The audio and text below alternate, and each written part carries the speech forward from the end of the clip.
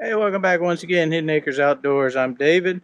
Today, we're going to show you just how simple it is to slip the slip clutch on your bush hog. Now, a lot of people don't do this because they either don't know how or they're too lazy, but you've got a $20,000-$30,000 tractor, you got a couple of $1,000 bush hog. Why take the chance of busting up the drivetrain either on your bush hog or on your tractor? And when does it need to be slipped, you ask? The manual will tell you to slip it if it's been sitting outside in the rain or anywhere else and not used for about a month. I don't think most people do that. Personally, I don't do that. But at least once or twice a season, especially at the beginning of the season, you got to do this, or one of these days it's going to jump up and bite you. Okay, what we have is a slip clutch uncovered. This is your gearbox, obviously, with the breather cap. Universal joint, and the reason you slip this clutch, I'll bring you in here in a few minutes and show you the how this thing will rust up, and you don't want that to happen. And you want to loosen them up. You don't need to take the nut all the way off. Matter of fact, you don't want to do that. It's not a big deal if you do, but you just want to loosen it up to where you can twist this spring right here with your fingers. After you get it to where you can freely spin this spring, only thing we're going to do is go back and tighten this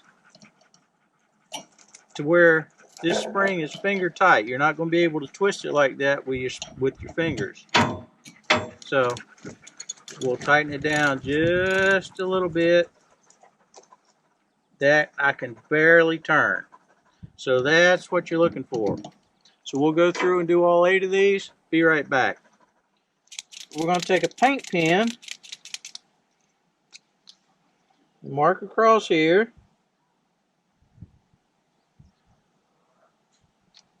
down across the bottom,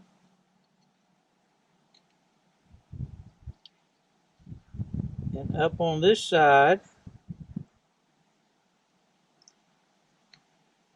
Then we're going to crank the tractor, run it up to about 1500 or so RPM, engage this clutch, and see if we slip this inner disc from these 2 outer discs here. So stand by. Let's hook the PTO back up and go to town.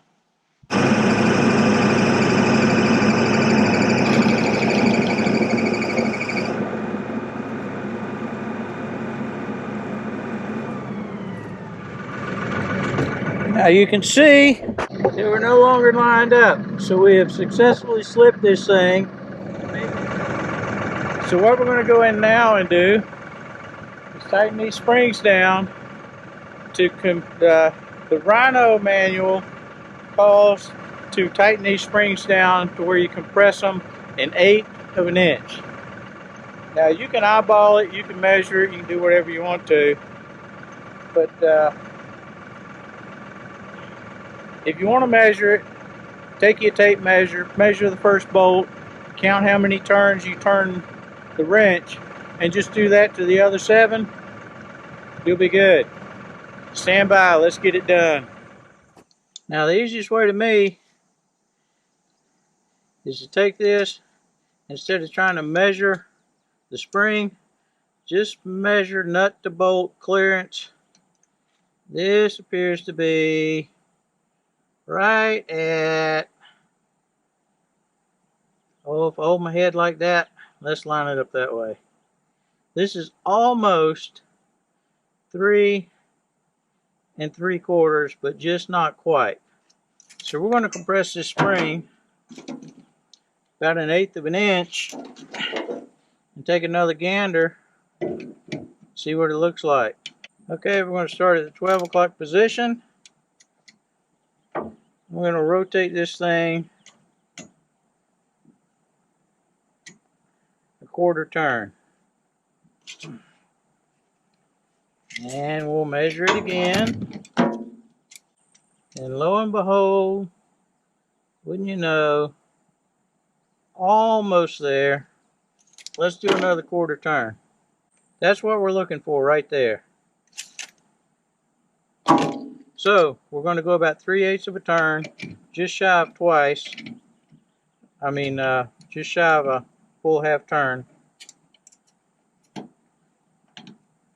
And here we go. That was one.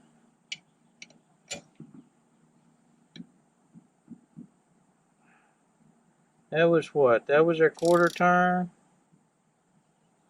Let's do, that's a quarter turn. And that's a quarter turn.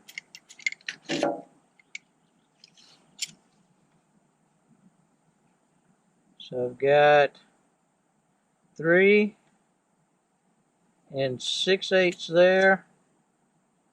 I've got 3 and 6/8 there. Now let's just do the other 6 and we'll be done.